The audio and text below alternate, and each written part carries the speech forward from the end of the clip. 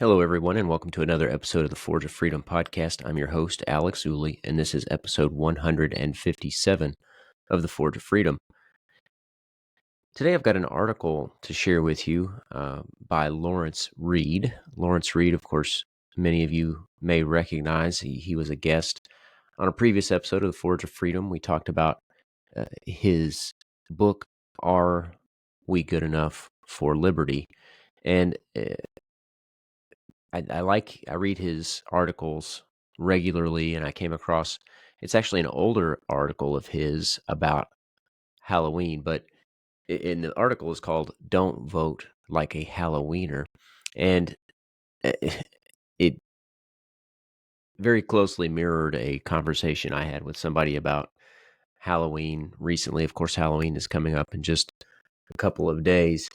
And this article was posted at fee.org back in October of 2017. But I want to read this article, and actually the interesting part about it, he kind of refers to himself in it as the Grinch of Halloween, which I did. I referred to myself as the Grinch of Halloween just a few days ago. But he also refers to a story about Davy Crockett, of course, a famous American icon. But I read the story, and I love this article about Halloween by Lawrence Reed, but I love this story about Davy Crockett even more. So I want to share these two with you, both of which are from fee.org, and I will link to these in the show notes. So first, the article about Halloween from Lawrence Reed. Don't vote like a Halloweener. Part of the allure of Halloween is getting something great for just showing up, and this carries over into voting habits. Well, here we go again. Another Halloween. It's the one holiday of the year I never look forward to and am always relieved when it's over. The Grinch of Halloween. Yes, I will participate tonight as I have almost every year, one way or the other. For the last 6 decades, I'll sit at the end of my driveway next to a very large basket of candy, passing it out to the nearly 200 kids who annually come by. In the spirit of it's better to give than to receive, I prefer to give candy than to receive a window soaping. I will do this with plenty of smiles and laughs to hide my mental distress. If you're wondering why I sit at the end of the driveway, it's for 2 reasons. If I stay inside, then every few minutes the doorbell rings and the dogs go nuts. And an awful lot of parents these days apparently don't tell their kids, as mine did, that you don't just make trails through other people's yards, let alone their shrubbery and landscaping. Write me off as a cranky, crotchety old guy with no sense of fun, but if you really know me, you know that's hardly the case. I have Halloween issues for a better reason than that. Frankly, it strikes me as a socialist holiday. Socialistic overtones. A couple hundred kids, the great majority of whom I don't know and never met, will come to my house tonight expecting an entitlement. Sure, it's all for fun, I get that, and it's not entirely a something for nothing proposition, which would surely annoy me even more. The kids do go to the trouble to dress up in an effort to entertain me, but of course, there's always that implicit low-level ultimatum in the background, trick or treat. I'd much prefer a solid, totally voluntary win-win trade. Mr. Reed, if we rake your leaves, will you give us some Reese's cups? This wouldn't be worth an article if it all ended at around age 16 or 18. We could just write it off as a thing that children do until they become adults. The truly scary thing about Halloween, however, is that a lot of people never grow out of it. Years after they've scooped up your candy, they vote like they're still Halloweeners. Moreover, they don't even dress up and do the job themselves anymore. They hire guys in blue costumes with badges to get the goodies for them. The goodies range from corporate welfare to food stamps to foreign aid to student loans to, well, you name it. Maybe tonight I will do things a little differently. As I pass out those Reese's cups, I may say politely to each youngster, Now quit doing this when it comes time to vote. And here's a copy of Davy Crockett's famous essay, Not Yours to Give, to read while you're chomping on the candy. At least I'm going to be thinking about it right up until I turn the lights out at 9 p.m. So there's the article there by Lawrence Reed.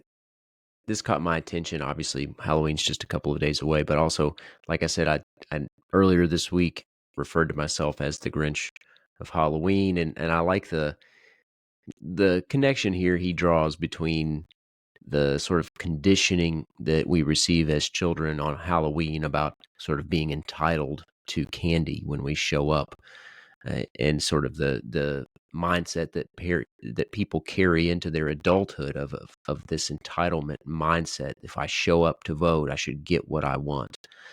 And he also talks about the children walking through his yard and his landscaping and this sense of entitlement. Well, I was at a trunk or treat event just a few nights ago, and it struck me that so many of the children didn't even say trick or treat, or didn't say, may I have some candy? They just sort of stood there expecting you to hand them candy without saying anything, or even please or thank you. Or it seems like the entitlement mentality has gone even further, or maybe just the ability of children to interact has dwindled significantly.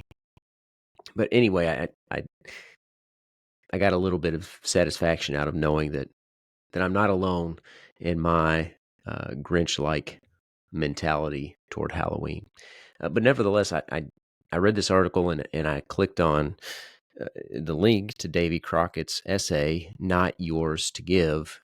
And I really enjoyed that essay, and I want to share that with you here as well. Not Yours to Give by David Crockett. The following story about the famed American icon Davy Crockett was published in Harper's Magazine in 1867 as written by James J. Bethune, a pseudonym used by Edward S. Ellis. The events that are recounted here are true, including Crockett's opposition to the bill in question, though the precise rendering and some of the details are fictional. One day in the House of Representatives, a bill was taken up appropriating money for the benefit of a widow of a distinguished naval officer. Several beautiful speeches had been made in its support. The speaker was just about to put the question when Davy Crockett arose. Mr. Speaker, I have as much respect for the memory of the deceased and as much sympathy for the sufferings of the living, if suffering there be, as any man in this House, but we must not permit our respect for the dead or our sympathy for a part of the living to lead us into an act of injustice to the balance of the living. I will not go into an argument to prove that Congress has no power to appropriate this money as an act of charity. Every member upon this floor knows it.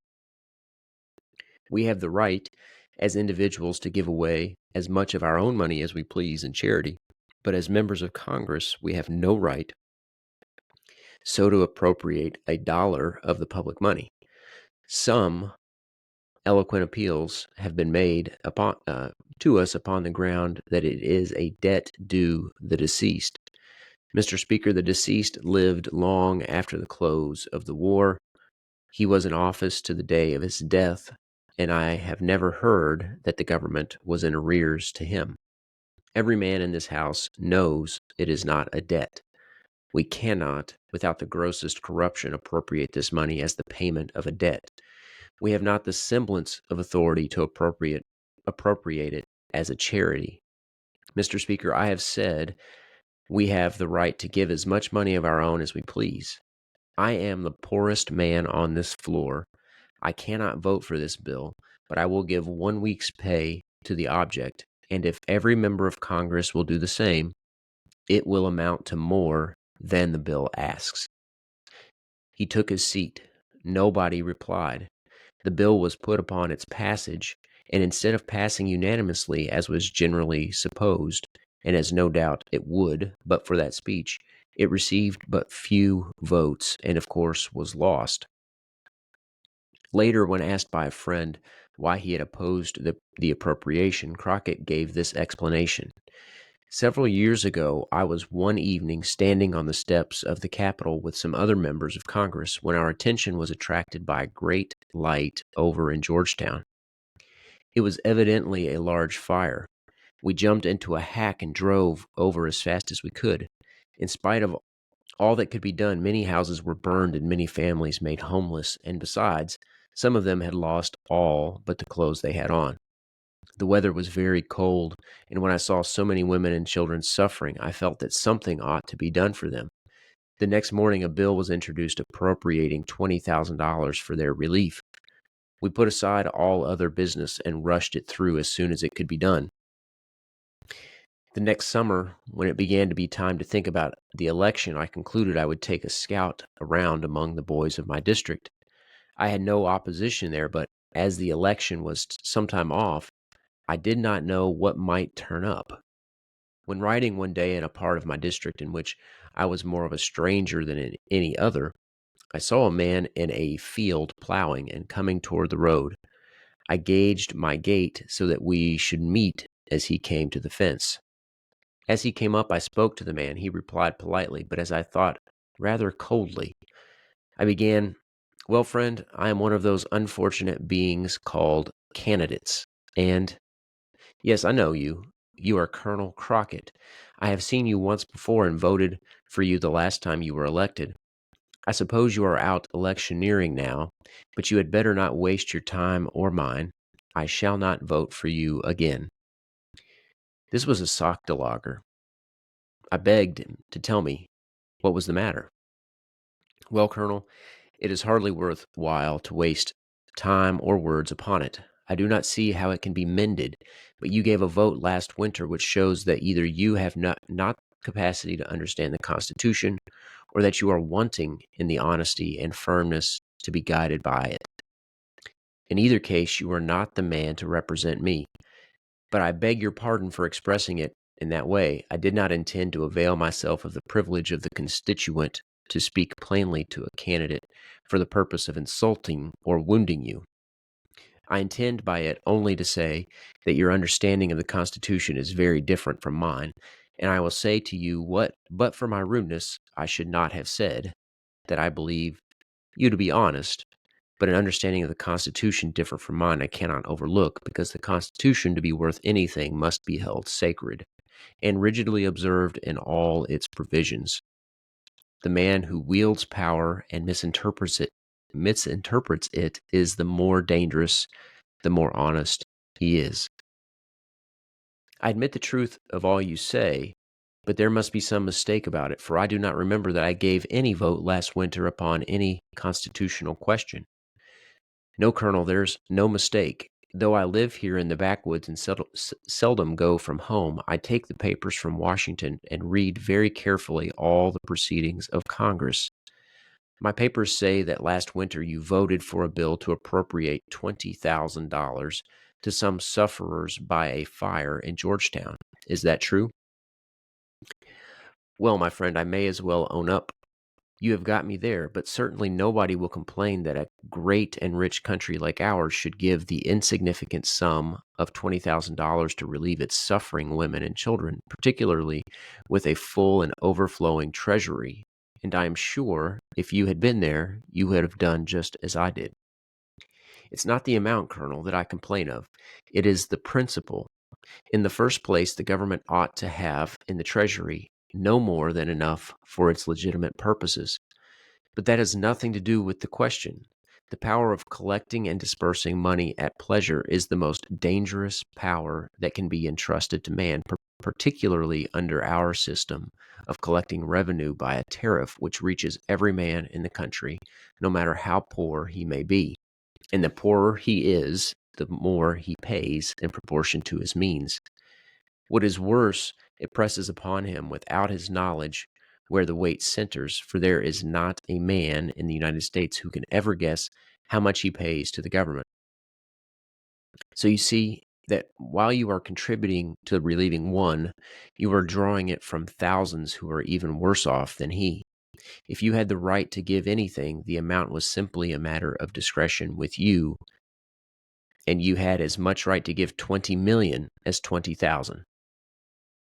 If you have the right to give to one, you have the right to give to all. And as the Constitution neither defines charity nor stipulates the amount, you are at liberty to give to any and everything which you may believe or profess to believe is charity, and to any amount you may think proper. You will very easily perceive what a wide door this would open for fraud and corruption and favoritism on the one hand, and for robbing the people on the other. No, Colonel, Congress has no right to give charity. Individual members may give as much of their own money as they please, but they have no right to touch a dollar of the public money for that purpose. If twice as many houses had been burned in this country as in Georgetown, neither you nor any other member of Congress would have thought of appropriating a dollar for our relief. There are about 240 members of Congress. If they had shown their sympathy for the sufferers by contributing each 1 week's pay, it would have made over 13,000. There are plenty of wealthy men in and around Washington who would have given $20,000 without depriving themselves of even a luxury of life. The congressmen chose to keep their own money, which, if reports be true, some of them spend not very creditably, and the people about Washington, no doubt, applauded you for relieving them from the necessity of giving by giving what was not yours to give. The people have delegated to Congress by the Constitution the power to do certain things. To do these, it is authorized to collect and pay moneys, and for nothing else. Everything beyond this is usurpation and a violation of the Constitution. So you see, Colonel, you have violated the Constitution in what I consider a vital point. It is a precedent fraught with danger to the country. For when Congress once begins to stretch its power beyond the limits of the Constitution, there is no limit to it and no security for the people. I have no doubt you acted honestly, but that does not make it any better, except as far as you are personally concerned, and you see that I cannot vote for you. I tell you, I felt streaked. I saw if I should have opposition, and this man should go to talking, he would set others to talking. And in that district, I was a gone fawn skin. I could not answer him, and the fact is, I was so fully convinced that he was right, I did not want to. But I must satisfy him, and I said to him, "Well, my friend, you hit the nail upon the head when you said I had not the sense enough to understand the Constitution. I intended to be guided by it and thought I had studied it fully. I have heard many speeches in Congress about the powers of Congress, but what you have said here at your plow has got more hard, sound sense in it than all the fine speeches I ever heard. If I had ever taken the view of it that you have, I would have put my head into the fire before I would have given that vote. And if you will forgive me and vote for me again, if I ever vote for another unconstitutional law, I wish I may be shot." He laughingly replied, "Yes, Colonel, you have sworn to that once before, but I will trust you again upon one condition. You say that you are convinced that your vote was wrong. Your acknowledgment of it will do more good than beating you for it. If, as you go around the district, you will tell people about this vote and that you are satisfied it was wrong, I will not only vote for you, but will do what I can to keep down opposition, and perhaps I may exert some little influence in that way." "If I don't," said I wish I may be shot, and to convince you that I am in earnest in what I say, I will come back this way in a week or 10 days, and if you will get up a gathering of the people, I will make a speech to them, get up a barbecue, and I will pay for it. No, Colonel, we are not rich people in this section, but we have plenty of provisions to contribute for a barbecue, and some to spare for those who have none. The push of crops will be over in a few days, and we can then afford a day for a barbecue. This is Thursday. I will see to getting it up on Saturday week. Come to my house on Friday, and we will go together, and I promise you a very respectable crowd to see and hear you. Well, I will be there, but one thing more before I say goodbye. I must know your name. My name is Buntz, not Horatio Buntz. Yes. Well, Mr. Buntz, I never saw you before, though you say you have seen me, but I know you very well. I am glad I have met you and very proud that I may hope to have you for my friend. It was one of the luckiest hits of my life that I met him. He mingled but little with the public, but was widely known for his remarkable intelligence and incorruptible integrity, and for a heart brimful and running over with kindness and benevolence, which showed themselves not only in words but in acts. He was the oracle of the whole country around him, and his fame had extended far beyond the circle of his immediate acquaintance. Though I had never met him before, I had heard much of him, and but for this meeting, it is very likely I should have had opposition and had been beaten. One thing is very certain. No man could now stand up in that district under such a vote.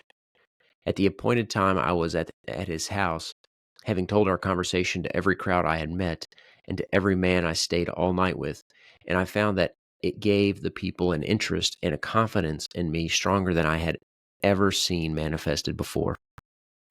Though I was considerably fatigued when I reached his house and under ordinary circumstances should have gone early to bed, I kept him up until midnight talking about the principles and affairs of government and got more real, true knowledge of them than I had gotten all my life before.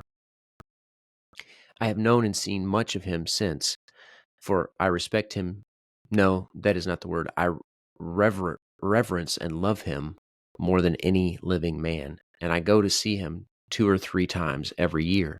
And I will tell you, sir, if every one who professes to be a Christian lived and acted and enjoyed it as he does, the religion of Christ would take the world by storm.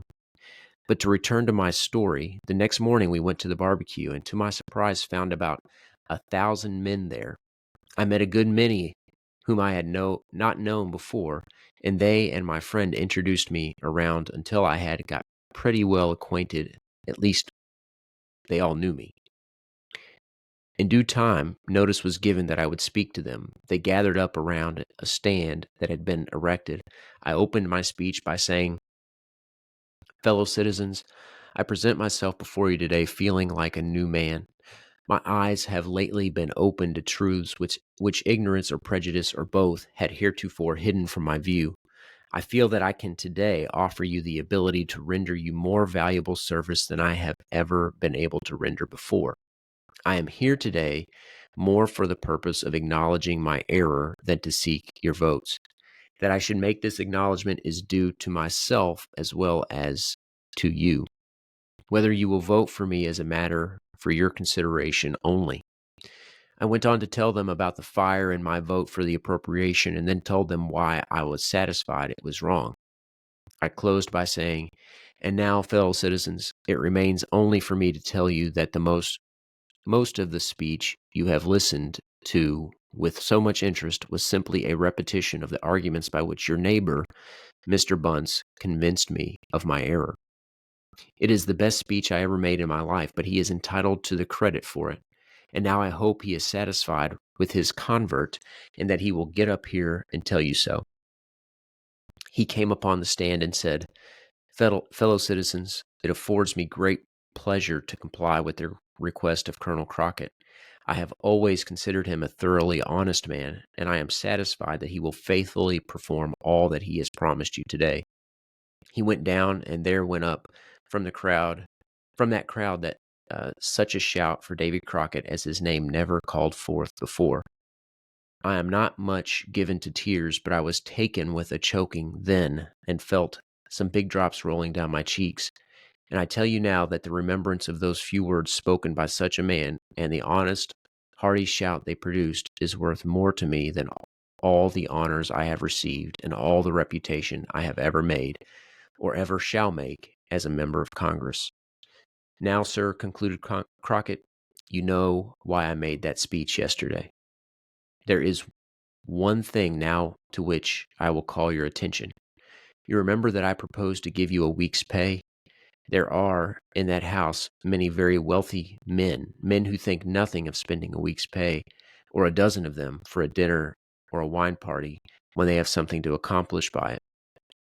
Some of those same men made beautiful speeches upon the great debt of gratitude which the country owed the deceased, a debt which could not be paid by money, and the insignificance and worthlessness of money, particularly so insignificant a sum as $10,000, when weighed against the honor of the nation.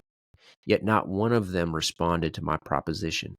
Money with them is nothing but trash when it is to come out of the people.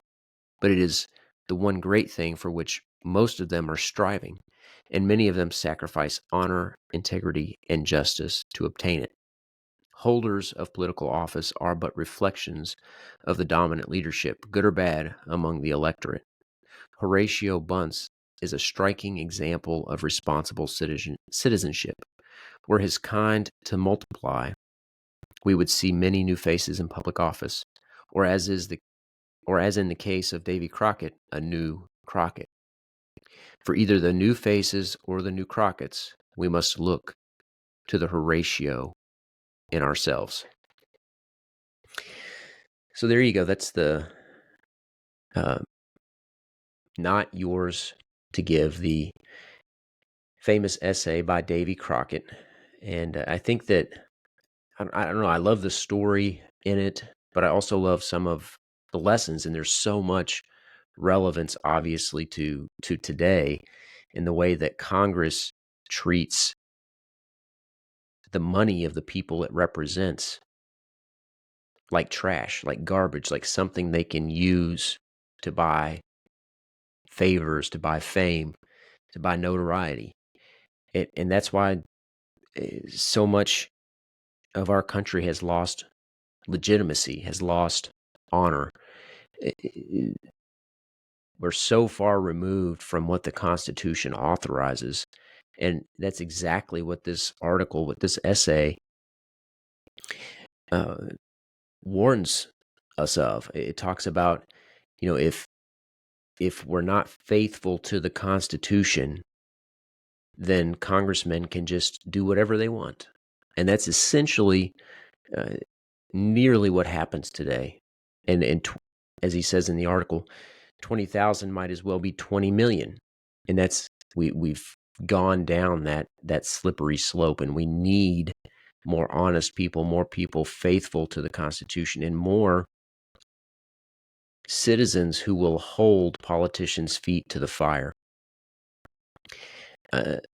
Like I used to say in the intro to the podcast, freedom is not something that is passed on in the bloodstream. It's something that has to be fought for, that has to be won, that has to be renewed generation after generation. And it's something that's inherent in the name of this podcast, the Forge of Freedom. It's something that individuals have to fight for. And that's what this Horatio Buntz was doing with Davy Crockett. He was informed. He refused to vote for somebody who he did not believe had principles consistent with the Constitution. And he engaged with that person to change their mind, to try to change their mind. And he happened to be successful in this instance with Davy Crockett. But if more people would withhold their vote, would put more value in their vote, and would cast a vote consistent with the Constitution, with the expectation that the person they're voting for would uphold the Constitution, our country would not be trillions of dollars in debt. We wouldn't be saddling future generations with inflation, with war around the world, with uncertainty, with insecurity, and with a broken nation. And so we need to get back to the spirit of Horatio Buntz. All right, I hope everybody enjoyed these two articles. The first by Lawrence Reed, of course, which led us into the Not Yours to Give by Davy Crockett. I'd encourage you to share these articles with others, hoping that they might embrace this spirit as well. I want to remind you once again, we are having um, a seminar. We're hosting Ed Monk on December 3rd. If you haven't signed up for that, make sure you go and sign up for that at Eventbrite. You can also find information about it at forgeoffreedom.com/active shooter. The event is a church-focused study of the active shooter problem and how to minimize victims. If you can make it, it's in Southern Indiana, Salem, Indiana, December 3rd from 6 to 8:30. And it's not just church related. That a lot of the same principles and strategies that apply in the church also apply in other settings. So I'd encourage you to come, even if you're not interested in the church focused aspect of it. I think you'll still get a lot out of it. As always, if you like the show, don't forget to like and subscribe, and please share it with others. The more people that come and watch and like and subscribe, the more people we can talk to about freedom, about liberty. As always, you can find the show on YouTube, Rumble, Facebook, and all the most popular podcast streaming platforms. You can also find us on X at Forge of Freedom. Until next time, remember, you are the Forge of Freedom.